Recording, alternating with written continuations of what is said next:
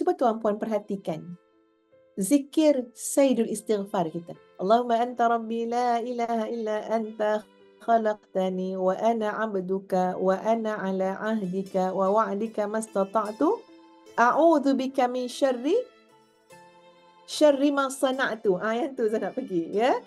Aku berlindung daripada kejahatan-kejahatan yang aku telah buat. Subhanallah.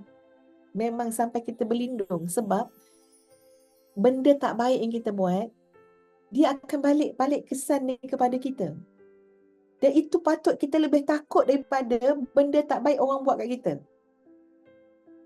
Tuan-puan, tak ada orang buat kat kita setiap helaan nafas, tak ada. Setiap helaan nafas dia buat kat kita, tak ada. Betul tak tuan-puan? Kita cakap lah, suami saya lah suka buat saya. Apakah setiap helaan nafas dia buat kita? Dia ada kat bernafas di tempat lain, minum kopi lah, apalah, ya. Tapi kita lah yang selalunya buat diri kita sendiri. Sebab itulah doa daripada Nabi Adam lagi tu. Rabbana qad zalamna anfusana. Kita yang telah zalim diri kita sendiri. Sama ada kita sedar ataupun tidak sedar.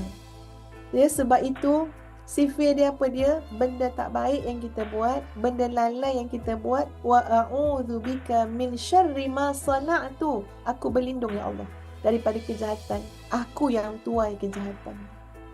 Aku yang tanam benih kejahatan tu. Jangan sampai nanti aku tuai benda jahat juga.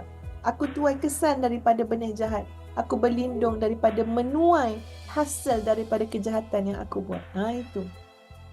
Dan kalau kita faham kan sahabat-sahabat sekalian, kalau kita baca doa tu, memang kita memang betul-betul kita akan pilih doa tu. Kalau kita faham, kita takkan kecualikan doa tu dalam hidup kita. Wa a'udzu bika min syarri ma sana'tu. Aku berlindung ya Allah daripada kejahatan yang benihnya tu aku yang tanam. Aku yang sana'ah ni, kalau kilang dalam bahasa Arab panggil masna'. Maknanya tempat produce barang. So aku yang produce kejahatan tu, aku yang buat. Maka aku berlindung ya Allah daripada kejahatan yang telah aku tanam. Jangan sampai aku tuai hasil daripada kejahatan-kejahatan tersebut. Jadi kita kena fahamlah sifir itu sahabat-sahabat sekalian, ya, bahawa tidak ada yang istilah alah tak ada apa-apa pun.